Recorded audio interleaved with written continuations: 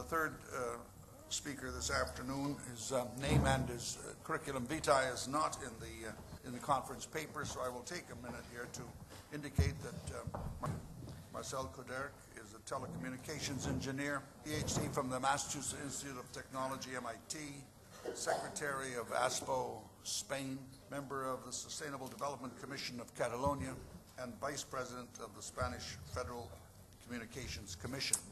So, please, Mr. Coderch. Okay, thank you very much. Good afternoon. It's a pleasure for me to participate in this conference. As my presenter said, I'm the Secretary of ASPO Spain, although I'm not professionally very involved in energy matters.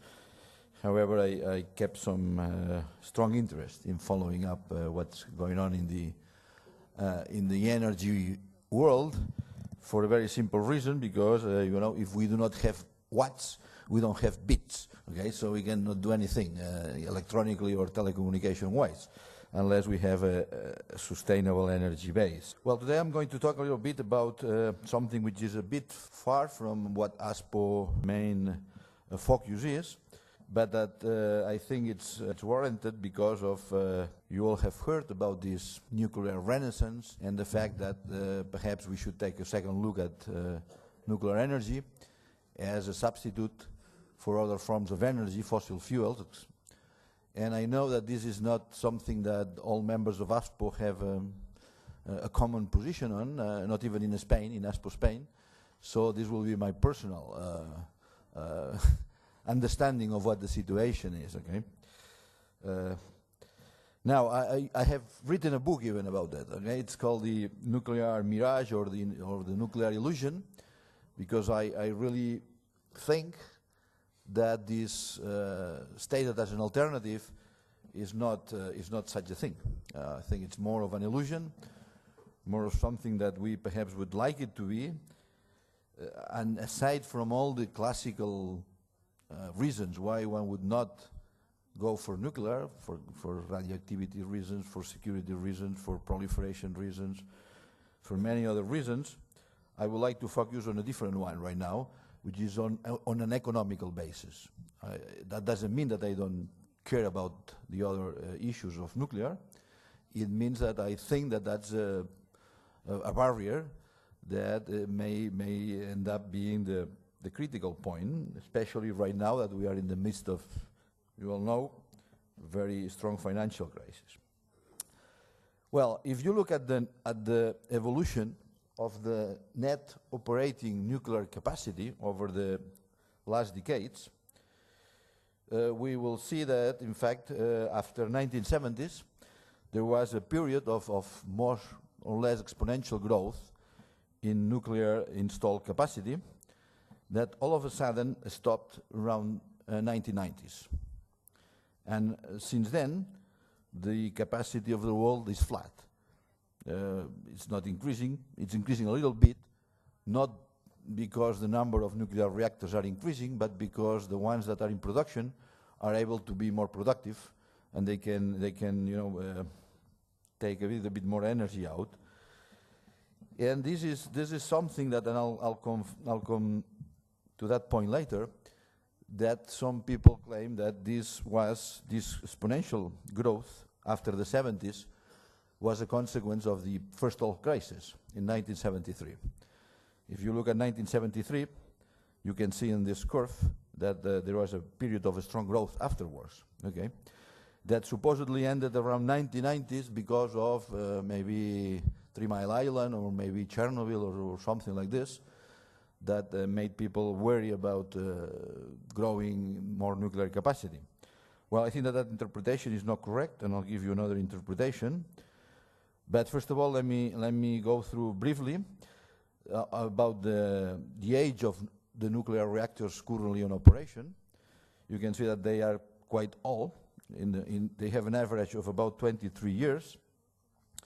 And because they were initially designed probably for somewhere around 40 years of operation, they will probably be old pretty soon.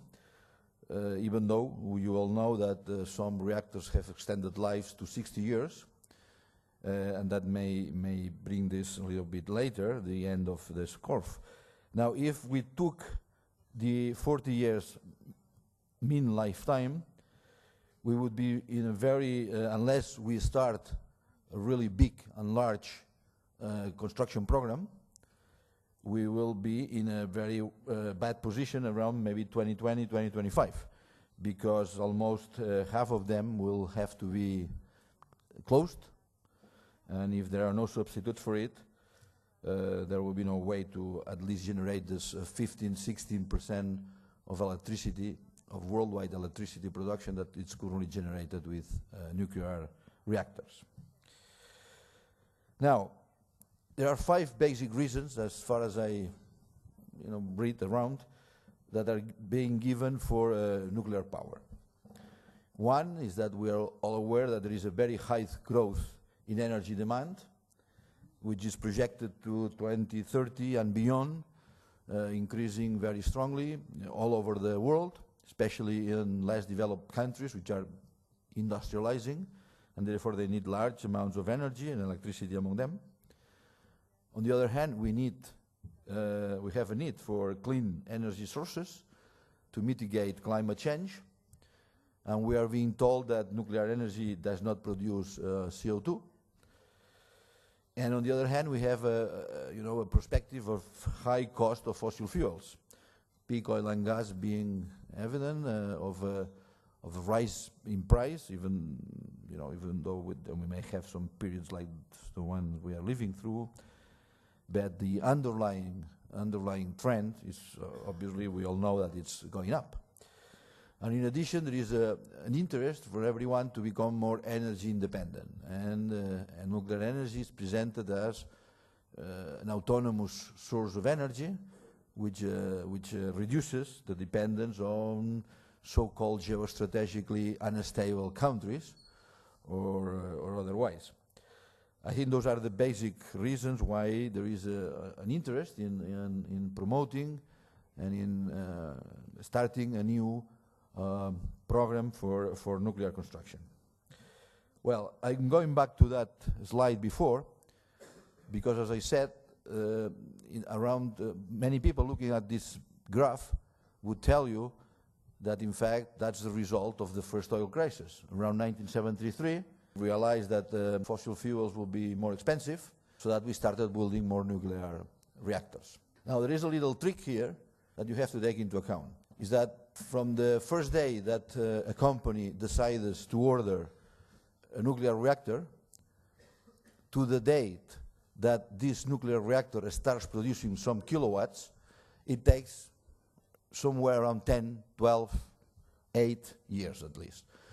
So if we were to look at this graph to really understand when the decisions were taken to start the constructions, we would need to shift the time axis at least for 8 to 10 years.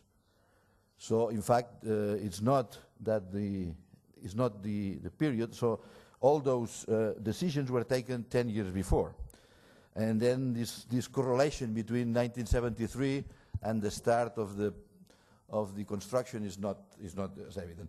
In fact, if we look at what really happened, this is the curves that show the number of nuclear reactors ordered in the US, the number of those which were eventually cancelled, and that difference gives you the operating ones, less those that have already been closed.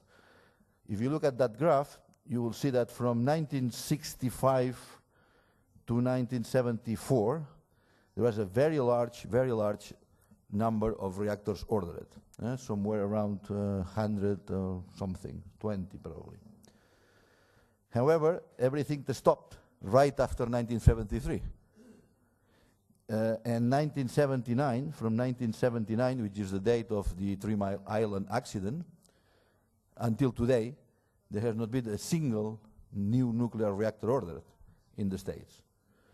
So in fact, whatever happened, whatever stopped the growth of nuclear reactors could not be neither 3 Mile Island nor Chernobyl. It should be something that happened around 1973. And the only thing that I can remember that happened around 1973 was the first oil crisis, okay? So this graph would seem to suggest that what really killed the nuclear program was the first oil crisis. Now we can ask to the industry, okay, what happened? And here we have what the Nuclear Energy Institute says. It says that most planned cancellations can be traced to the 1973 oil embargo, which led to high interest rates and low economic growth, and in turn halved growth in electricity demand from an average annual increase of 7% to less than 3%. So in fact, what really happened after the first oil crisis was that those rates of increment that were, the demand was growing at 7%, it really slowed. There was an increase in in interest rates that made the construction of nuclear reactors much more expensive, and this was probably the reason why not a single reactor that was started after 1973 was completed in the States. Not a single one, which started after 1973, was not completed. And from 78 on, not a single one until today has been really ordered. Now, it seems to me that situation, it's similar to what we are facing right now. What we are facing right now is an increase in the price of oil, certainly significant. We are getting into a period probably of recession, who knows, slow economic growth. We don't know what is going to happen with the interest rates, but certainly doesn't look like a nice future. And let's see what John Rove, which is the chairman of the Nuclear Energy Institute, and in addition is the CEO of Exelon, which is the largest nuclear operator in the States, says. Well, it says, of course, many of our companies, mine included, are considering construction of the first nuclear power plants in the United States for several decades. Certainly, the energy needs of our nation demand it. Dependence on natural gas exposes our customers to unacceptable price volatility, and we need nuclear power as an essential part of any workable response to climate change. So we have, in summary, more or less the basic arguments, okay? We have climate change, we have exposure to fossil fuel volatility, and really we need more energy, okay? So those are the basic. Now what he says, well, I'm emotionally biased, but economically objective about this, okay? He tries to be a bit objective. He says, excellent progress have been made, but the renaissance is not yet here. And we cannot afford to let ourselves be carried away on the enthusiasm of press releases. Okay? We do a lot of press releases saying, oh, we're going to build. And he said, well, wait, be quiet, don't be carried away. We must create realistic expectations. And what are realistic expectations for him? Is that this thing will unfold slowly over time. Perhaps 4 to 8 new plants will be in commercial operation before 2016. And if those first plants are working to a schedule, within budget estimates, without licensing difficulties, and with continued public support, then maybe a second wave could be under construction when the first wave reaches commercial operation. So in the most optimistic of his views, maybe we'll have half a dozen, okay, new nuclear power reactors in the States from before 2016. Now, what are the problems? Okay, well, first of all, no reactor vendor is offering a solid price certainty. And even the rough preliminary estimates are increasing rapidly. So nobody knows how much does a reactor cost those days. And nothing will chill the rebirth of nuclear power more quickly than finding ourselves 18 months into construction on a project and 18 months behind the schedule, which is a very direct statement in relationship to Olkiluoto project in Finland, which after 2 years in starting, it's 2 years in delay, okay? Now this says the costs are daunting, and we have to find new and innovative ways to share the risks. Well, I don't know if those are new or innovative, because those are the ways that the nuclear industry has always done, trying to find someone to share the risk, essentially, the state or the public utilities. So they have a challenge to turn to the Department of Energy Loan Guarantees Program, which the problem is that so far the Department of Energy has only provided $18.5 billion in loan guarantees for new constructions, which may give enough money for perhaps 3 constructions. Okay.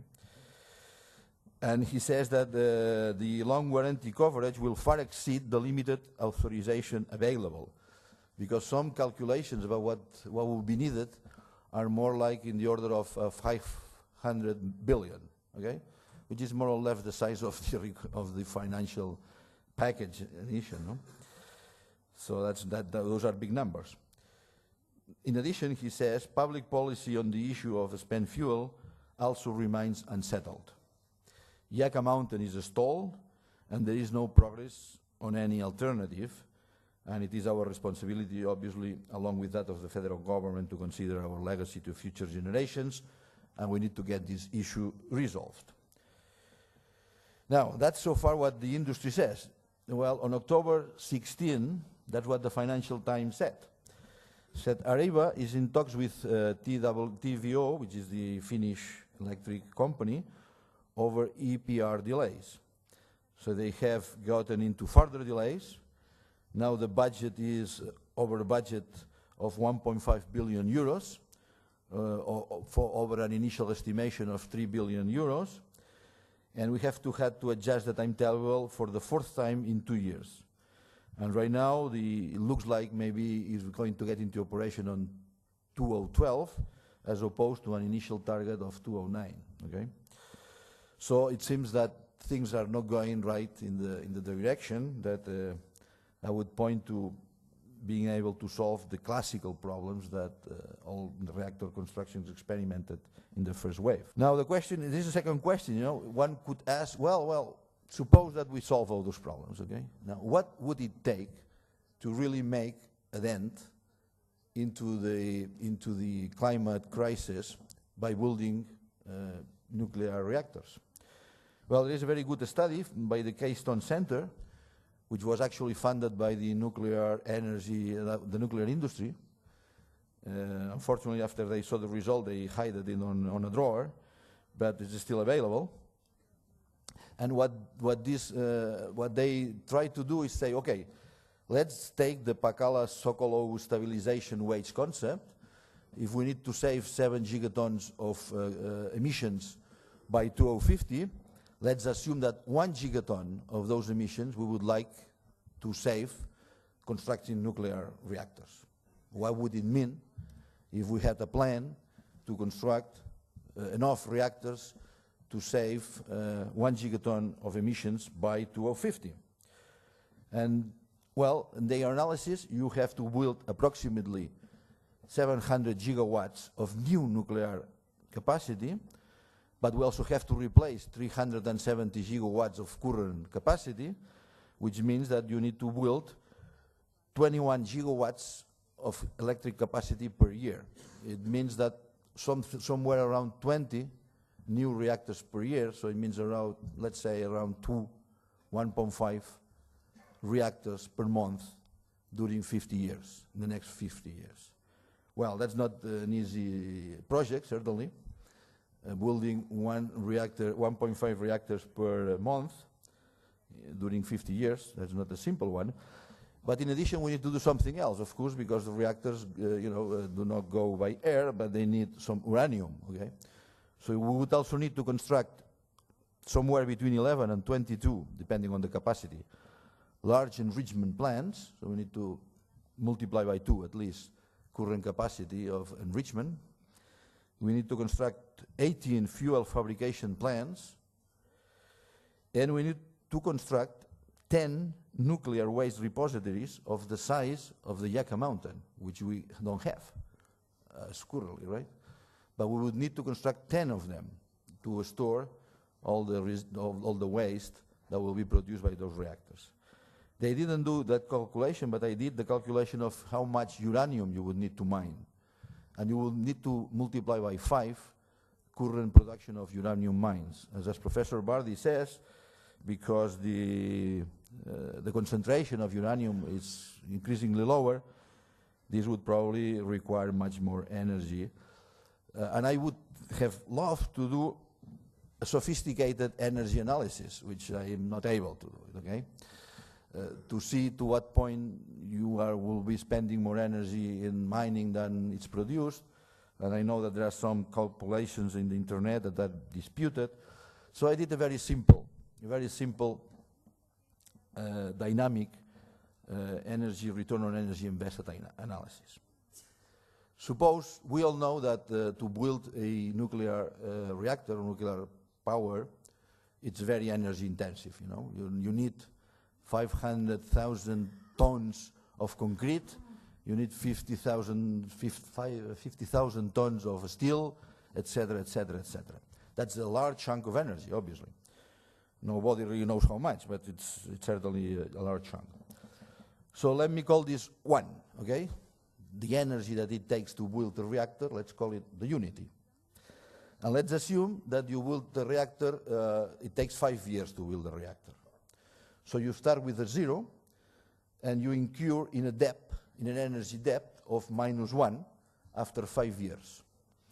And then you start operating the nuclear power, the reactor.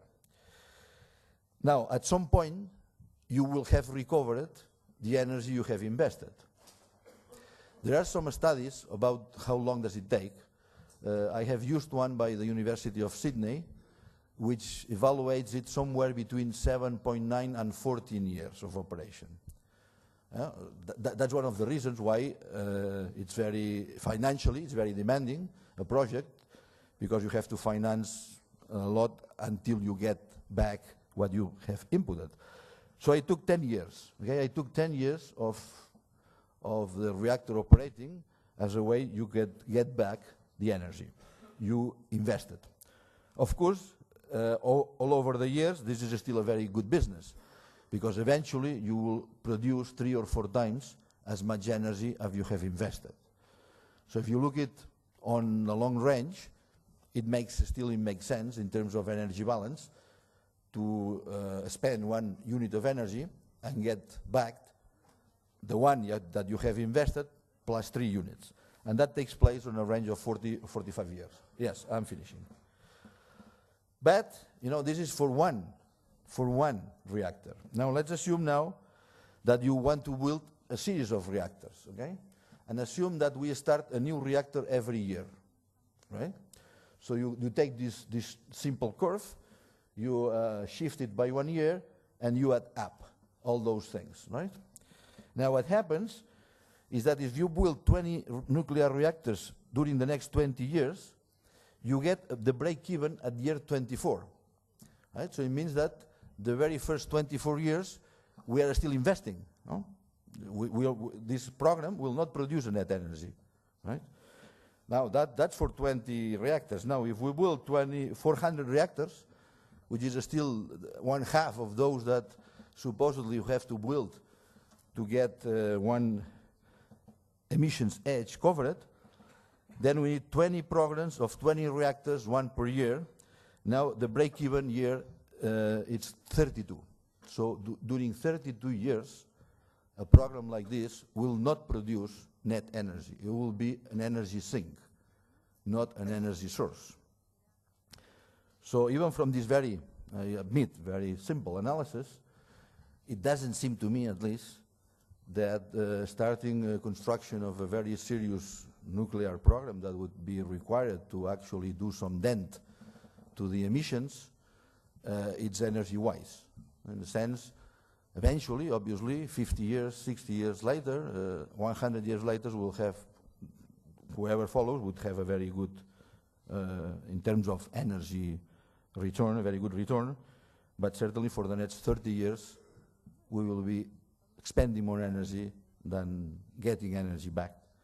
And as I said, that's maybe one reason more to add to the all other reasons of financial reasons or whatever your radiation reasons, security, etc., that may discourage such a nuclear renaissance. And thank you very much. That's all what I want to say.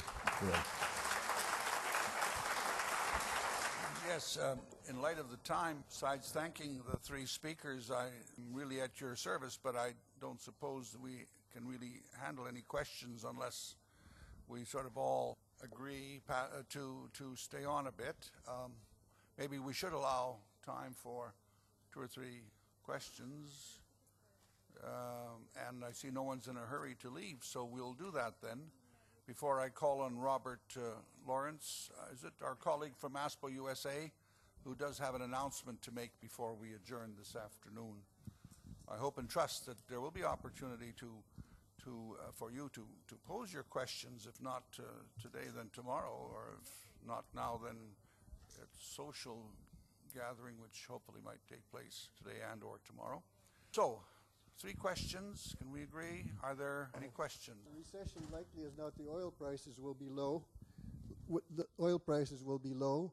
And the question is, what will this do to the decline? I suspect that it'll precipitate the decline and move the peak closer. Is that a comment, or did you direct that to one of the... Silence seems to mean consent in this case. Yeah, I think what it will do is, just like the nuclear plants, it's going to be extremely difficult to finance future oil or future oil capacity. So once you work through the projects which are already committed and a lot of money already expended up front, you're going to have a shortfall in this capacity, and that'll expose you to the full decline rate. And the underlying decline rates, of course, are very high. You can get anything from underlying decline rates of anything from sort of 5 to 10% onshore, and you can get 15 to 20% offshore. And if you're not developing anything, that's the rate it'll start going down at. As brutal as that. Yeah, one question I'd add in support of the argument of an impossible nuclear future, but also it's an impossible wind electric future. It's quite interesting to note that, for example, France's EDF and the French government is very much in favor of massive nuclear power plant construction, and other European operators are very interested in massive wind power construction because of the supposed boom of electric cars. Now, just take the French semi-official target of producing 9 million, a quarter of their current car fleet from running on electricity by about 2015, 2018. And the Bolloré electric car is one of the first models which needs 30 kilowatts. Now let's take a reasonable assumption that some days all 9 million of them are going to be charging at the same time, say on a Sunday evening, to be able to go to work for the next week. Now you have 9 million cars needing about 30 kilowatts power. Would somebody like to tell me how many thousand megawatts that is? No, but it's quite a lot, huh? It's quite a lot. It's more... No, but I would be so bold as to suggest to you that it's quite manageable in the scheme of things. And indeed, one has to assume that it must become manageable. No, but not at all. If you need 30 kilowatts for 9 million cars, how many megawatts? Well, perhaps... Nobody can calculate that. We don't have any geniuses who can calculate 9 million times but 30. In about 2 minutes, 30 seconds, that can be calculated. That's not an issue.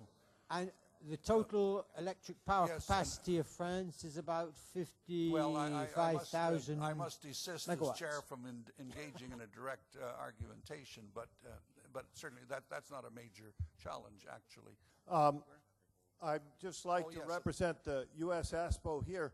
In case anybody feels that Ugo is too optimistic, then we should tell you about Vince Matthews, who gives some very similar analyses at the U.S. ASPO. But the amazing thing that he shows is that 98% of rare earth futures and other materials often have been purchased already by the Chinese, who are looking ahead to a solar future requiring all kinds of the materials that you had listed up there. So I think they can understand that. A misconception about EROI, I believe, is that what you need to have a positive return is not something better than 1 for 1, but something like 5 to 1 for society, because you have to make the stuff that uses the energy, the infrastructure that uses it. So I think somebody did a similar analysis back then about nuclear, and I like the idea of nuclear, but are you sure that the EROI is that low for nuclear? That seems awfully low, but even so, you have to have it above 5 for 1, or it makes no sense. Something like 5 for 1. As I said, I have not done any analysis by myself. I took the data that the University of Sydney computed, and it was a range between 7.9 years of operation to somewhere 14 years of operation, depending on the model of the reactor. And I took 10 years. I said as a very simplistic analysis. So, thank you, and that's a good answer, but I think we all face the astonishing lack of any real information about the energy cost of whatever we do, and should be our job at ASPO not just to push for policy, but to push for governments to insist upon much better energy accounting for everything, so we can make these confidence and have some make these calculations with some confidence, even if it takes 2.5 minutes. Yes, very good, thank you. And I noticed I'll have to entertain one question on this side, so please go ahead. Yes, okay. Peter Cornelissen, ASPO Netherlands. I want to ask Mr. Coderch, you just gave a presentation on a hypothetical 2020 program, like 20 reactors per year in EROI. Could you comment on the amount of CO2 which is being emitted over that first period of 32 years in that program, or did you? You mean the CO2 which would be emitted in the construction? By construction, I mean steel construction. I don't have the data. I don't know. I don't know. I would love to see solid data on that. I Also a don't know. question for the rest of us. I don't know. I simply don't know. But certainly, I think that most of the CO2 emissions are due to mining, so are more likely to be over the life of the construction than rather in the beginning. But obviously, to fabricate 500,000 tons of concrete, it's certainly there are emissions there for sure. But I have no idea, to tell you the truth. Thank you. Well, all right, one more question, please. So Christoph Kiener from ASPO Germany. This is more comment to the topics of mineral availability as well of nuclear power. I think we should not only have a focus on the fuel, which is uranium, but also on all the other things which are related to this highly sophisticated technology. On the one hand, there's a lot of microelectronics and control systems installed in nowadays technology, and on the other hand, also material scientists develop many things regarding high temperature resistance and so on. So I had a contact to some other people who are very focused on these trace metal things. In such a mobile phone, of the 92 elements which we have, there are already 25 included. And that means all these 25 elements are necessary to make this technology work. If just one is missing, maybe you can substitute it if you're a clever physicist, but maybe you don't have any idea how to substitute it. Or what I heard once in high temperature gas turbines, on the turbine wheels, or on the turbine blades, this is an alloy where rhenium is included. So there is not so much rhenium available in the world that you can make so many high temperature turbines. So I think even with regard to a long time use of these installations, this has to be reflected nowadays. Otherwise we get problems in 10 or 15 years if we want to get spare parts and just the element is not available in the amount we needed. Thanks. Yeah, very good point indeed. Just a super quick comment. If somebody can make a mobile phone with just iron, magnesium, titanium, and oxygen, you have a good invention. You can make money out of it. Thank you all very much for your attention and devotion to the subject matter at hand.